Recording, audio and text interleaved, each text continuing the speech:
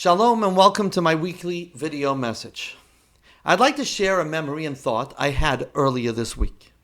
Growing up in London, I was privileged to know several outstanding individuals who made an everlasting impact on my life.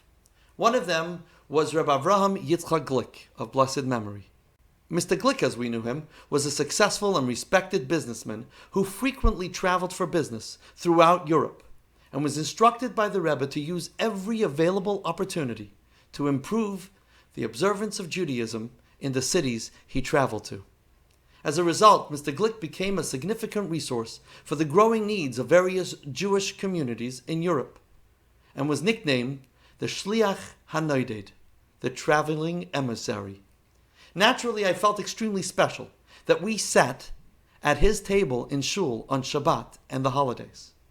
His warmth, smile, and compliments had a big impact on me and still warms my heart. Mr. Glick and his wife were the founders of a kosher bakery in London called Parkway Patisserie, which had heavenly cookies, cakes, and pastries. One Yom Kippur, before my bar mitzvah of course, Mr. Glick quietly called me over, and as I stood next to him, he reached into his tallis bag and took out a pastry bag from his bakery. As he slipped a Linzer cookie into my palm and closed my hand tight, he said to me, "Go outside and find a quiet place to enjoy the biscuit. Make sure none of the adults see, as they are fasting." Of course, it wasn't just his words that touched me, but his actions. He cared that a young boy should have a little treat and feel special being in shul on Yom Kippur. And at the same time, he cared that the adults in the room should not see the sight of food and become hungry as a result.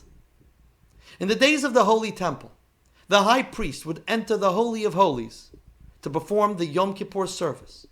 And when he finished, he would walk out of the Holy of Holies, never turning his back on it out of reverence for its holiness. And as he would depart, he would utter a short prayer, but never a long prayer. Why? So as to be sensitive to the people who might be anxious and frightened, thinking his delay was a result of him passing away, which would have been a signal of an unpleasant year to come for the Jewish people. Yesterday was the yahrzeit of Rebbe Tzimchana, the Rebbe's mother. It is known that the Rebbe was very careful about honoring his mother. And after she moved to New York, the Rebbe would visit her every single day. There are many beautiful stories about the honor the Rebbe gave his parents.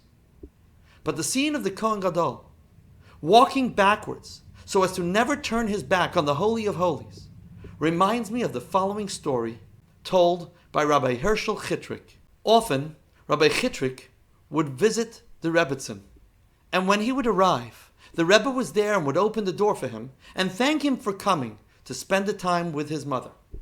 And then he would walk out. But he did it in an odd way.